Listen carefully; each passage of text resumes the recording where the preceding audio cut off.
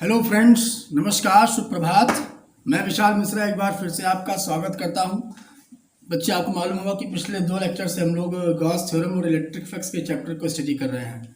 और पिछली क्लास में मैंने आपको इलेक्ट्रिक फ्लक्स और उससे जुड़े हुआ एक थ्योरम था गॉस थ्योरम, जिसको मैंने प्रूफ किया था। मैंने उस पूरी थ्योरम को प्रूफ करने के बाद आपको बताया था कि गॉस थ्योरम से रिलेटेड 2-4 एप्लीकेशंस हम लोग पढ़ेंगे। एप्लीकेशंस का मतलब होता है उस गॉस थ्योरम के अनुप्रयोग, यानी 2-4 अनुप्रयोग हम लोग गॉस थ्योरम के पढ़ेंगे और उसके बाद इस चैप्टर को फिनिश करेंगे। तो बेटे, आज जो हम लोग पढ़ने जा रहे हैं वो हम लोग गॉस थ्योरम का अनुप्रयोग नंबर 1 पढ़ने जा रहे हैं। यानी कि है क्या अनंत लंबाई के एक समान आवेशित सीधे तार के निकट विद्युत क्षेत्र की तीव्रता। यानी अगर हमारे पास मान लीजिए इस तरीके का कोई हमारे पास एक रॉड है, ऐसी एक रॉड है। अब ये रॉड मान लेते हैं हम लोग कि रॉड हमारी बेलनाकार है। कैसी है? बेलनाकार। तो ये बेलनाकार रॉड अपने निकट, मतलब अपने ये रॉड से कुछ दूरी पर ये कितनी इलेक्ट्रिक फील्ड की इंटेंसिटी क्रिएट करेगी, हमको ये फाइंड आउट करनी है। और ये फाइंड आउट हम लोग किसके बिहाफ पे करेंगे? इलेक्ट्रिक फ्लक्स के बिहाफ पर। तो चलिए स्टार्ट करते हैं इस एप्लीकेशंस को। तो बच्चे, एप्लीकेशन यूज़ करने से पहले ठीक मैं आपको 2 डेफिनेशन बताऊंगा। उन 2 डेफिनेशंस का यूज़ है। हालांकि पहली डेफिनेशन का यूज़ इसमें मिलेगा आपको, लेकिन अगर दूसरी डेफिनेशन का यूज़ आपको करना है तो उसके लिए आपको आगे वाला डेरिवेशन पढ़ना पड़ेगा। तो सबसे पहला एक वर्ड हमारे पास होता है जिसे हम बोलते हैं linear charge distribution. Linear charge distribution इसे बोलते हैं रेखीय आवेश पर चार्ज को वितरित करना। ठीक है। तो लीनियर चार्ज डिस्ट्रीब्यूशन क्या होता है कि जब आप किसी रेखिक लंबाई समझते हैं, जैसे मान लीजिए कोई तार आपके पास है, आपने उस तार पर चारों ओर से, यानी उस मान लेते हैं हमारे पास ये कोई वायर है, इस वायर की जो लेंथ है वो स्मॉल एल है। अब इस पूरी लेंथ पे आपने चार्ज क्यू बांट दिया है, इधर क्यू, इधर क्यू, इधर क्यू, इधर क्यू, यानी इस पूरी रॉड पे आपने क्यू चार्ज बांट दिया है। तो यही जो चार्ज आपने बांटा है, ये जो चार्ज आपने क्यू बांटा है, किस पर बांटा है? एल लंबाई की एक रॉड पर बांटा है। तो इन्हीं के अनुपात को, यानी कि क्यू अपॉन एल जो होगा हमारा, क्या क्यू अपॉन एल जो होगा हमारा, वो हमारा होगा रेखीय आवेश घनत्व या रेखीय आवेश वितरण बोलते हैं इसे। तो इसे लीनियर चार्ज डेंसिटी भी बोलते हैं। कहीं क्या लिखा होता है? लीनियर चार्ज डेंसिटी बोले ज़्यादा सही रहेगा। लीनियर चार्ज डेंसिटी, रेखीय आवेश घनत्व। तो रेखीय आवेश घनत्व तो क्या होता है कि यदि किसी एल लंबाई की रॉड पर एक समान आवेश क्यू वितरित कर दिया जाए, तो यह रेखीय आवेश घनत्व तो कहलाता है। इसे लैम्डा से प्रकट करते हैं। फॉर्मूला क्या होता है इसका? लैम्डा बराबर क्यू अपॉन एल। चाहे तो आप इसे बोल सकते हैं कि आवेश और चालक तार की लंबाई को, या वितरित आवेश और चालक तार की लंबाई को क्या बोलते हैं? रेखीय आवेश घनत्व बोलते हैं। इसे लैम्डा से प्रकट करते हैं। इसका मात्रक क्या होता है भैया? मात्रक क्या होता है? आवेश का मात्रक क्या होता है? कूलाम। लंबाई का मात्रक क्या होता है? मीटर। तो इसका मात्रक क्या आ गया? कूलाम पर मीटर। क्या मात्रक आ गया इसका? कूलाम पर मीटर आ गया। इसकी विमा क्या आ जाएगी? विमा कूलाम की होती है 80, इसकी होती है L। सॉल्व करोगे पूरे को तो क्या आएगा? ये L-1 80 क्या आएगा? इसका विमा L-1 80 इसकी विमा आ जाएगी। तो ये हमारा था रेखीय आवेश घनत्व। है क्लियर बच्चे? रेखीय आवेश घनत्व के बाद एक नई चीज हमारे पास आती है, वो आती है एरियल चार्ज डिस्ट्रीब्यूशन या एरियल चार्ज डेंसिटी। क्या बोलते हैं इसको? Areal charge density. अब एरियल चार्ज डेंसिटी क्या होता है? इसे बोलते हैं पृष्ठीय आवेश घनत्व। क्या बोलते हैं भैया? पृष्ठीय आवेश घनत्व। ये क्या उनसे बला है, इसको थोड़ा समझते हैं। पृष्ठीय आवेश घनत्व को हम लोग लिखते हैं सिग्मा से। किसे लिखते हैं हम लोग? सिग्मा से। यानी अभी क्या करना है हमको कि अभी भी चार्ज ही डिस्ट्रीब्यूट करना है, अभी भी चार्ज ही बांटना है। लेकिन पहले वाले डेफिनेशन में हम लोग लंबाई में चार्ज को वितरित कर रहे थे, बांट रहे थे। लेकिन इसमें क्या होगा? कोई एक शीट हमारे पास होगी, मेटालिक शीट होगी। इस मेटालिक शीट पे अगर हम खूब ढेर सारे चार्ज प्लेस कर देते हैं, खूब ढेर सारे चार्ज क्या करते हैं हम लोग? प्लेस कर दें। तो अच्छा, अब सीधी सी बात है कि ये जो मेटालिक शीट हमारे पास है, इसका कुछ ना कुछ एरिया भी होगा। एरिया हमने मान लिया कैपिटल ए। चार्ज क्या वितरित किया आपने? क्यू। तो वितरित किया चार्ज क्यू, कहाँ वितरित किया? एरिया पर। और ये हमारा हो गया एरियल चार्ज डिस्ट्रीब्यूशन या एरियल चार्ज डेंसिटी क्या हो गया, वितरित किए गए आवेश और पृष्ठ के क्षेत्रफल के अनुपात को क्या बोलते हैं हम लोग, पृष्ठीय आवेश घनत्व बोलते हैं। और इसका फॉर्मूला क्या होता है, Q अपॉन A बराबर सिग्मा। क्या फॉर्मूला था भैया इसका, Q अपॉन A बराबर सिग्मा। फिर देख लीजिए कोई बात नहीं है, आपने क्या वितरित किया, आपने चार्ज वितरित किया है, कहाँ पे वितरित किया है, एरिया पे वितरित किया है, तो यही हमारा फॉर्मूला बनेगा सिग्मा बराबर Q अपॉन A। भैया इसका मात्रक क्या हो जाएगा, भैया मात्रक अगर आप निकालेंगे मेरे प्यारे बच्चे तो मात्रक आएगा कूलाम, और ये एरिया का मात्रक क्या होता है, मीटर स्क्वायर, तो मात्रक क्या आएगा इसका, कूलाम मीटर स्क्वायर।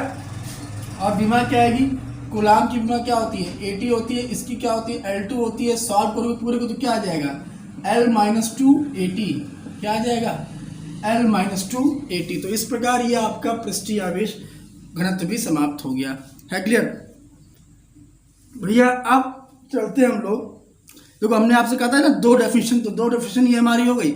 एक हो गया रेखीय आवेश घनत्व और एक हो गया पृष्ठीय आवेश घनत्व। एक होता है आयतन आवेश घनत्व, उसे हम लोग नेक्स्ट क्लास में पढ़ेंगे जब हम लोग का उसका कुछ थोड़ा बहुत काम आएगा। फिलहाल काम हमारे पास केवल लैम्डा का आर लगेगा, लैम्डा बराबर Q अपॉन L का ही काम लगेगा। ठीक है, तो भैया डेरिवेशन क्या है, अनंत लंबाई के एक समान आवेशित सीधे तार के निकट विद्युत क्षेत्र की तीव्रता क्या है भैया, डेरिवेशन में इसकी हेडिंग यहाँ लिख लेते हैं, अनंत लंबाई के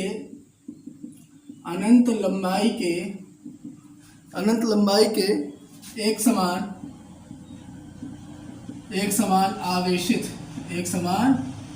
आवेशित सीधे तार के निकट विद्युत क्षेत्र की तीव्रता। ठीक है भैया, ये डेरिवेशन पढ़ना है हमको, क्या पढ़ना है, अनंत लंबाई के एक समान सीधे तार के निकट विद्युत क्षेत्र की तीव्रता है। क्लियर। अब देखिए बेटा, इसके लिए क्या करेंगे, हम लोग के पास एक रॉड होगी, बेलनाकार रॉड। आप देखोगे आपकी स्क्रीन पे डायग्राम शो किया आ रहा है, इसमें हमारे पास देखो क्या है, इसमें हमारे पास है क्या, एक हमारे पास बेलनाकार क्या होगा, एक रॉड हमारे पास है। देखो रॉड पूरी L लंबाई की रॉड है, काफी लंबी रॉड है, लेकिन हमने क्या किया कि इसके निकट एक बेलनाकार गॉसियन पृष्ठ की कल्पना कर ली। अब बेलनाकार ही गॉसियन पृष्ठ की कल्पना क्यों की, गोलाकार क्यों नहीं कर ली, ये बताइए। जो तार होता है वो वर्टिकल होता है, लंबा होता है, और तार का जो क्रॉस सेक्शनल एरिया होता है वो सर्कुलर होता है, ऐसे ही तो होता है। तो ये जो आकृति अपने सामने दिख रही है, ये आकृति ये पूरी बेलन ही तो है, यानी इस तार के निकट जो गॉसियन पृष्ठ बनेगा वो बेलनाकार गॉसियन पृष्ठ बनेगा। है क्लियर, कोई दिक्कत। अब देखिए जरा इस गॉसियन पृष्ठ की, देखिए इस पूरे तार के गॉसियन पृष्ठ के निकट, इस पूरे तार के गॉसियन पृष्ठ के निकट देखिए हमने अत्यंत छोटे क्षेत्रफल की यहाँ पे कल्पना कर ली है, जैसे कि हमने गॉस थ्योरम में की थी। है क्लियर, कोई दिक्कत। तो उसी हिसाब से हम लोग इस पूरे आर्टिकल के लिए फाई की वैल्यू ई की वैल्यू निकालेंगे। करना भी कुछ नहीं है, आपको वही गॉसेस थ्योरम पहली वाली ही लगानी है। आपको पता है कि अत्यंत सूक्ष्म क्षेत्रफल से गुजरने वाला फ्लक्स अत्यंत, तो क्या होगा वो डी फाई होगा, डी फाई बराबर ई वेक्टर इंटू डी ए वेक्टर। अब इसको आपको सॉल्व करना मालूम है, इसे हम लोग क्या लिख सकते हैं, E into D A cos theta. तो डी फाई बराबर क्या बनेगा हमारे पास, E into D A cos theta. है क्लियर। अब दिमाग लगाओ, इससे जो गॉसियन पृष्ठ गुजर रहा है वो इस तरह गुजर रहा है, मतलब अगर डायग्राम आपका ऐसे बना है बेटा, तो देखिए आपका सारा फ्लक्स ऐसे गुजर रहा है, समांतर गुजर रहा है। तो इस कंडीशन पे हमारे पास एंगल क्या हो जाएगा, 0। तो डी फाई यहाँ से क्या आ जाएगा, ई इंटू डी ए, और कॉस 0 की वैल्यू कितनी होती है, 1 होती है। है क्लियर, कॉस 0 की वैल्यू कितनी होती है हमारे पास, 1 होती है। अब ये इतना करने के बाद देखो आपके पास मालूम है आपको, अगर ये तो आ गया छोटे से अति अल्प एरिया से गुजरने वाला फ्लक्स, लेकिन अगर आपको पूरे निकाय के लिए फ्लक्स निकालना तो आप क्या करोगे कि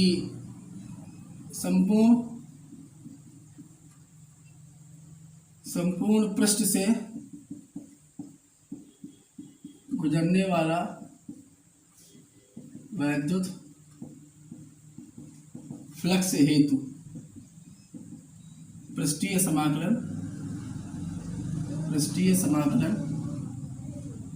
करने करो भाई इसका। तो डी फाई बराबर इंटीग्रल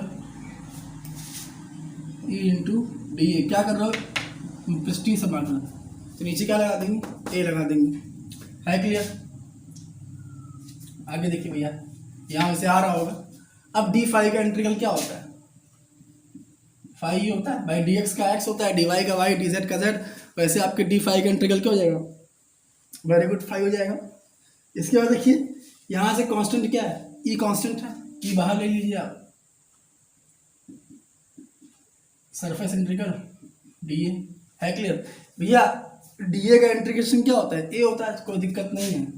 तो फाई यहाँ से क्या बनेगा आपके पास, ई इंटू ए बन जाएगा। क्या बनेगा आपके पास, ई इंटू ए बन जाएगा, कोई दिक्कत। अब ए है क्या, ए है इस गॉसियन पृष्ठ का क्षेत्रफल। तो दिमाग लगाओ, आप डायग्राम में देख रहे हो कि आपने गॉसियन पृष्ठ क्या माना है, गोला माना है, और गोला और जो, अब दिमाग लगाओ, अगर सारा ये मान लो यही आपके पास गॉसियन पृष्ठ है, अब इससे फ्लक्स गुजरेगा तो ऐसे ऐसे ऐसे, यानी हॉरिजॉन्टल पास होगा ना, यानी पूरा पूरा जो पृष्ठ है वो इसके वक्र, यानी जो ये पूरा बना कर्व, वक्र इसी वक्र से गुजरेगा। तो वक्र क्षेत्रफल, यानी हमारे पास एरिया क्या होता है, ए बराबर सी एस से, मतलब कर्व सरफेस एरिया ऑफ बेलन, कर्व सरफेस एरिया ऑफ उसका सिलेंडर। तो सिलेंडर का कर्व सरफेस एरिया कितना होता है, 2 पाई आर एच, एच मतलब लंबाई, तो इसकी लंबाई कितनी है, एल लंबाई है, तो क्या हो जाएगा ये 2 पाई आर एल हो जाएगा। अब देखो भैया, वहां से यहाँ बगल में मैं कर दे रहा हूँ, क्या करना है हमको, इस फाई की वैल्यू उठा के यहाँ पुट करो, क्या बनेगा, फाई बराबर, देखो ये ई और ए में क्या आ जाएगा, 2 पाई आर एल। समीकरण नंबर क्या होगा हमारे पास, ये 1 हो गया। कोई दिक्कत भी है, इसको समीकरण क्या मान लिया हमने, 1 मान लिया। तो ये इतना फ्लक्स हमारे पूरे बेलन से गुजरेगा। अब ये बताओ यार, आपको पता है गॉस प्रमेय से, इससे पता है गॉस प्रमेय से, क्या पता भैया कि गॉस प्रमेय पता है, फाई बराबर क्या होता है, क्यू अपॉन एप्सिलॉन नॉट। समीकरण नंबर क्या होगा हमारे पास, 2 हो गया। क्या होगा हमारे पास, 2 हो गया। उठा के आप एक काम करो, इन दोनों समीकरणों को तुलना कराओ। अगर आप तुलना कराते हो तो एक सेकंड देखो, अच्छा अभी तुलना कराते हैं हम लोग। ये बताओ, अभी हमने फार्मूला पीछे पढ़ा था, क्या पढ़ा था फार्मूला, लैम्डा बराबर क्या पढ़ा था हमने, क्यू अपॉन एल पढ़ा था कि नहीं पढ़ा था, बताओ। लैम्डा बराबर क्या पढ़ा था हमने, क्यू अपॉन एल पढ़ा था। तो फिर क्यू बराबर क्या आ जाएगा, लैम्डा एल आ जाएगा कि नहीं आ जाएगा, क्यू बराबर क्या आ जाएगा हमारे पास, लैम्डा। तो जहाँ पे ये क्यू लिखा है इसके साथ में क्या सकता है, lambda L upon epsilon not, ये तो आ जाएगा। तो ये समीकरण 2, ये समीकरण 1, समीकरण 1 हुआ 2 से, समीकरण 1 हुआ 2 से। जब आप समीकरण 1 और 2 करोगे तो देखो क्या बनेगा, ये फाई है, ये भी फाई, दोनों बराबर हो जाएगा। तो क्या आएगा, E into 2 pi R L बराबर lambda L upon epsilon not. देखो एल से हमारा क्या हो गया, कैंसिल हो गया, और जैसे एल से हमारा कैंसिल हुआ तो क्या बचेगा, ई बराबर 2 पाई आर को नीचे फेंको, तो क्या बनेगा, ई बराबर लैम्डा अपॉन 2 पाई आर और नीचे क्या आ जाएगा, ये एप्सिलॉन नॉट। ये हमारा प्रूफ हो गया न्यूटन पर कूलम। है क्लियर? क्या आ गया, lambda upon 2 pi R epsilon not. अब अगर आप इसे चाहो थोड़ा सा सही कर सकते हो, कैसे भाई, आपने देखा होगा सारे फार्मूले आपको कुछ इसी, अब तक इस चैप्टर में जो फार्मूले आपको मिले होंगे वो ऐसे तो मिले होंगे, 1/4 पाई एप्सिलॉन नॉट, नीचे 4 पाई जरूर रहा होगा। तो चाहो तो आप इसको 4 पाई बनाओ। अब 4 पाई नीचे 2 पाई है, 4 पाई कैसे बनेगा, अगर नीचे 2 का गुणा करते तो ऊपर भी 2 का गुणा करना पड़ेगा। तो चाहे तो इस इक्वेशन को कुछ हम ऐसे भी लिख सकते हैं, चाहे तो इस इक्वेशन को लिख सकते हैं हम लोग, E is equals to 1/4 pi epsilon not 2 lambda upon R और न्यूटन पर कूलम। लेकिन ये कब हुआ है, जब आप इसमें किससे गुणा कर दो, 2 से। तो अंश व हर में 2 से गुणा करने पर, जब आप गुणा करोगे तो इक्वेशन क्या बन के आएगी, ई बराबर 1/4 pi epsilon not 2 lambda upon R. ये हमारा क्या आ गया, आर्टिकल प्रूफ हो गया। यानी कि अगर कोई हमारे पास सीधा लंबा अनंत लंबाई का कोई भी अवशिष्ट चालक तार है तो चालक तार से इतना फ्लक्स गुजरेगा, देखो इतना फ्लक्स निकलेगा, है क्लियर, इतना फ्लक्स निकलेगा और इतने फ्लक्स के साथ ये इतनी इंटेंसिटी बनाएगा, इतने फ्लक्स को यूज करके ये इतनी इंटेंसिटी बनाएगा, है क्लियर। तो एक बार मैं फिर से आपको बता रहा हूँ कि इटरेशन कैसे हुआ है। इसकी लैंग्वेज बड़ी इजी है, क्या लिखेंगे कि माना कोई अनंत लंबाई का एक समान आवेशित तार है, माना कोई अनंत लंबाई का एक समान आवेशित तार है जिस पर संपूर्ण रूप से Q आवेश L लंबाई तक वितरित है, जिस पर संपूर्ण रूप से Q आवेश L लंबाई तक वितरित है। इस लंबे तार के चारों तरफ, इस लंबे तार के चारों तरफ हम एक बेलनाकार गॉसियन पृष्ठ की कल्पना करते हैं। भैया पृष्ठ की कल्पना करने के बाद पूरी वही जैसे गॉस थ्योरम प्रूफ की थी वैसे कि पहले अल्पांश के लिए या छोटे एरिया के लिए आप फ्लक्स निकालो। तो ये देखो हमने d5 निकाला छोटे से, यानी इस पूरे डायग्राम में अगर आप देख रहे होंगे तो जो हमारा ही नन्हा सा पार्ट है, छोटा सा पार्ट, तो उसके लिए फ्लक्स निकाला हमने तो d5 बराबर E इंटू डी आ गया। चूंकि फ्लक्स ऐसे हमारे पास रॉड है और फ्लक्स ऐसे गुजर रहा है तो एंगल बनाएगा 0, तो ये हमारा हो गया एंगल 0, cos 0 की वैल्यू 1 होती है। फाइनली d5 बराबर क्या आ गया, E इंटू डी आ गया। अब संपूर्ण पृष्ठ से गुजरने वाले विद्युत फ्लक्स के लिए पृष्ठीय समाकलन करने पर, तो इसी का हमने पृष्ठीय समाकलन, तो d5 यहाँ हो गया, इसका यानी एरिया यहाँ मौजूद है, जहाँ पे एरिया मौजूद होगा वहीं पर सरफेस इंटीग्रल होगा, तो इंटीग्रल बेस में E और E इंटू डी। अब इसके बाद देखो यहाँ से क्या किया हमने, इतना करने के बाद में ये लाइन है, इतना करने के बाद हमने क्या किया, फाई ऐसे आ गया, E को बाहर कर लिया, surface integral D, surface integral D का मतलब क्या हो जाएगा, ए हो जाएगा। अब यार सारा फ्लक्स गुजर तो रहा है इसके कर्व सरफेस से ही ना, सारा वक्र पृष्ठ से गुजर रहा है, तो एरिया ए बराबर क्या आ जाएगा, 2 पाई आर एल आ जाएगा। भानावन उठा के रखो यहाँ 2 पाई आर एल, तो जहाँ ए था यहाँ क्या रखा मैं 2 पाई आर एल, देखो फाई बराबर E into 2 pi R L, समीकरण नंबर क्या मान लिया, 1 मान लिया। इसके बाद गॉस थ्योरम से फाई बराबर क्या होता है, क्यू अपॉन एप्सिलॉन नॉट, और भैया लीनियर चार्ज डेंसिटी की परिभाषा से लैम्डा बराबर क्यू अपॉन एल, तो जहाँ क्यू वहाँ क्या आ जाएगा, लैम्डा इंटू एल आ जाएगा, जहाँ क्यू था वहाँ लैम्डा इंटू एल अपॉन में एप्सिलॉन नॉट। समीकरण इसको 2 मान लिया, ये समीकरण है कि समीकरण 2, समीकरण 1 और 2 से सॉल्व किया, एल से एल कट गया, सबको सॉल्व किया, ई बराबर हमारा ये क्वेश्चन आया। इसको थोड़ा सा मैं और सही से लिखने के लिए क्या किया, अंश और हर में 2 से गुणा कर लिया, गुणा करते ही हमारे पास ये क्वेश्चन है क्लियर। तो उम्मीद करता हूँ कि समझ में आपको आया होगा, लेकिन अगर किसी भी स्टूडेंट को प्रॉब्लम हो रही है तो वो मुझे व्हाट्सएप पे अपनी प्रॉब्लम पूछ सकता है या यूट्यूब के कमेंट बॉक्स में भी, है क्लियर। तो इसको पूरा नोट कर लो। आपसे मिलते हैं अगली क्लास में, तब तक के लिए नमस्कार, जय हिंद, जय भारत।